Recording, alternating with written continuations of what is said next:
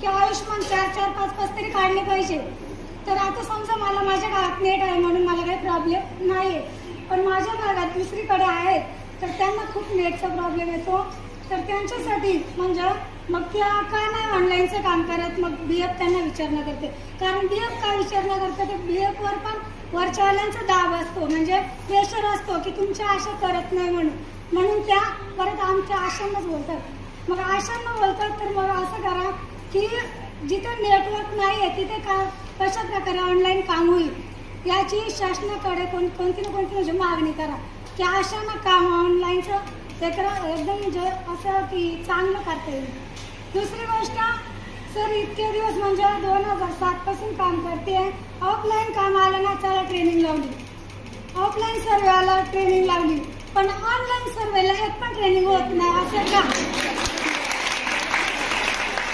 तर आमच्या आशा शिकलेल्या नाही आहेत. आधी त्यांची नियुक्ती केली तेव्हा त्यांची शिक्षणाची कोणी विचारणा केली नाही. फक्त 5 कामांच्या वर त्यांना त्यांची निवड करण्यात आली आणि आता त्यांना येईल ते काम आशा, येईल ते काम आशा, ऑनलाईन असो किंवा ऑफलाईन असो. मग माझं मत असं आहे की तुम्हाला ऑनलाईन काम करायचं आहे, कारण आम्ही नकार दिला. आम्हाला काय म्हणतात, तुम्हाला काय जमत नसेल ना दुसऱ्या करायला तयार आहे. मग आम्ही एवढं वर्ष भांडी नुसतं काही एवढं वर्ष काम करतोय तर मग ते एवढं वर्ष काम करतो आपण नुसतंच करतो का? आधी बिनपगारी होतो, आधी शिकलेले लोक नव्हते का? त्यावर काही विचार केला का बाबा आपण शिकलोय पण लोकांची समस्या केली पाहिजे, पगार होईल त्या होईल.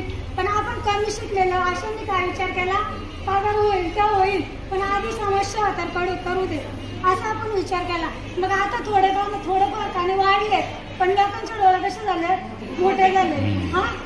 म्हणून मग काय आहे, आपण शिका.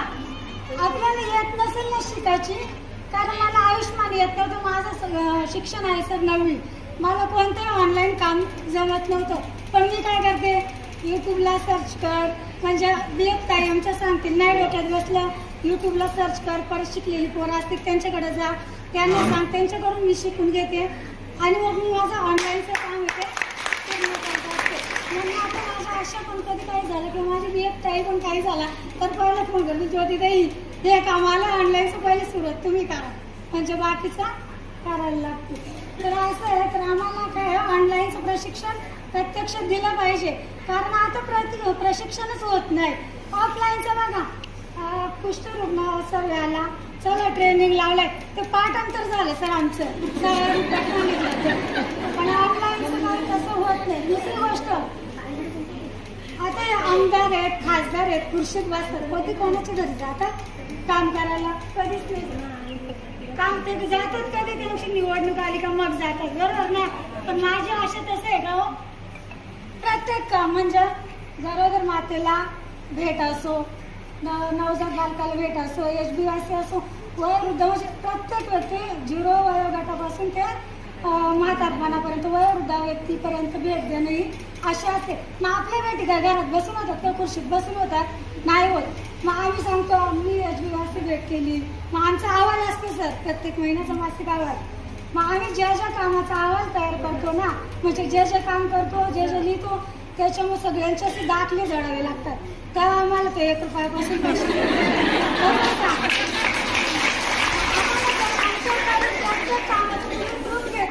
मग पैसे देत आणि आम्हाला प्रत्येक कामाचं असं नाव टाकून द्या की हे HBवासीचे एवढे पैसे आले, BHचे एवढे टाकले, म्हणजे आम्हाला पण कारण कधी काय होतं, काम भरपूर केलं तर कधी असं आता 4-4 महिने पैसे आले नाही. आमच्या आशांची गट 4-4 महिने पैसे आले नाही, आले एकदम 20-30 हजार रुपये, बाबा जास्त आले, पैसे कसले आले तेच माहीत नाही पडत. म्हणून मला विषय कधीच पासून बोलायचा होता की आम्हाला पैसे टाकता येणं असं नावानिशी टाका, आम्हाला कळतच नाही. आमचे वर्गवारी झाली पाहिजे, कशाचे पैसे आले ते अशी वर्गवारी तरी दिली पाहिजे टाकू, कारण येतात ते एकदम आम्हाला काही समजत नाही. तेवढं बोलून संपत.